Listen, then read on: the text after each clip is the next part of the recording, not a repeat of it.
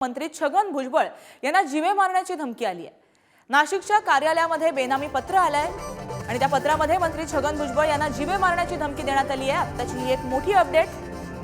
नाशिकच्या कार्यालयात त्यांना याबाबत बेनामी पत्र आलंय। 50 लाख रुपयांना सुपारी दिल्याचा पत्रामध्ये उल्लेख करण्यात आलाय। धमकीनंतर भुजबळांच्या सुरक्षेमध्ये सुद्धा आता वाढ करण्यात आली आहे। नाशिकमधील भुजबळ फार्मच्या बाहेर पोलीस बंदोबस्त सुद्धा मोठ्या प्रमाणात वाढवण्यात आलाय। याबाबत अधिक माहिती जाणून घेऊ आमचे प्रतिनिधी किरण यांच्याकडून। किरण, छगन भुजबळ यांना बेनामी पत्र आलेलं आहे, जीवे मारण्याची धमकी देण्यात आली आहे, काय अधिकचा बाब?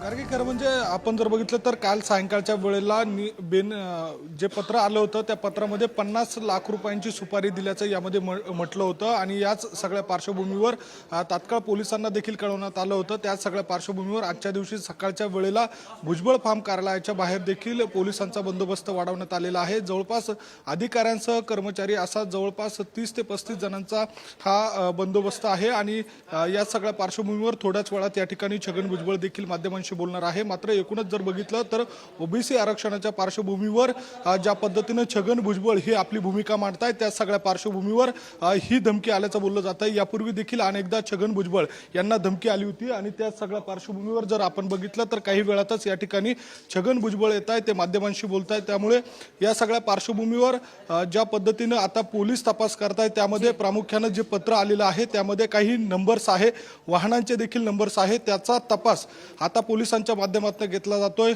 याबाबतची पोलीस महासंचालकांना देखील माहिती देण्यात आलेली आहे। त्यामुळे आता या ठिकाणी स्वतः मंत्री छगन भुजबळ आलेले आहेत, ते माध्यमांशी काय बोलताय आपण थेट जाऊयात।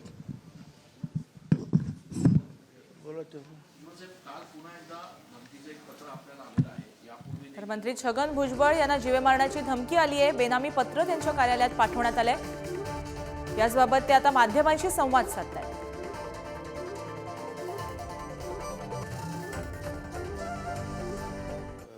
हे पत्र वगैरे सगळे आलेले आहेत, ते सगळे पाठवले आहेत आपण पोलिसांना आणि मेसेज तर भरपूर आलेले आहेत, फोनसुद्धा आलेले आहेत। आता याच्यामध्ये मात्र जे आहे बरीचशी माहिती, त्या काही नंबर्स दिलेले आहेत, कुठे मीटिंग झालं हे सगळं दिलेलं आहे। आणि आता शेवटी अशी पत्र आल्यानंतर म्हणजे आयुष्यामध्ये मला तर खूप वेळा असं धमकीची पत्र आली आणि प्रयत्नसुद्धा झाले, तो भाग वेगळा। परंतु शेवटी आपण जर पोलिसांवर सोडून द्यायचं, घरी बसू शकत नाही किंवा आपण घेतलेली जी भूमिका आहे, आयडिओलॉजी आहे ती बदलू शकत नाही। त्याचे काही परिणाम व्हायचे ते होतील। आपण पोलिसांकडे जी सगळी माहिती पुरवलेली आहे आणि पोलीस त्याचा शोध घेतील, काय खरं आहे खोटं आहे। अलीकडे काही प्रकार जे महाराष्ट्रात घडत आहेत म्हणून आमच्या लोकांनी सुद्धा ताबडतोब ते पोलिसांना कळवलेलं आहे। आहेत ते गाड्यांचे मोबाईल नंबर, गाड्यांचे नंबर, अमकं तमकं बरंच काय काय आहे त्याच्यामध्ये। काय ते पाहिजे तुम्हाला कॉपीज वगैरे देतील। 5 लोक कुठेतरी आहेत, कुठे मीटिंग झालेली आहे ते आहे, कुणाचा तरी एक नंबर आहे, गाडीचे नंबर आहे, असं बरंच काहीतरी आहे त्याच्यामध्ये। ज्या हॉटेलमध्ये मीटिंग झाली, हॉटेल समोर मीटिंग झाली, ते सगळं आहे त्याच्यामध्ये।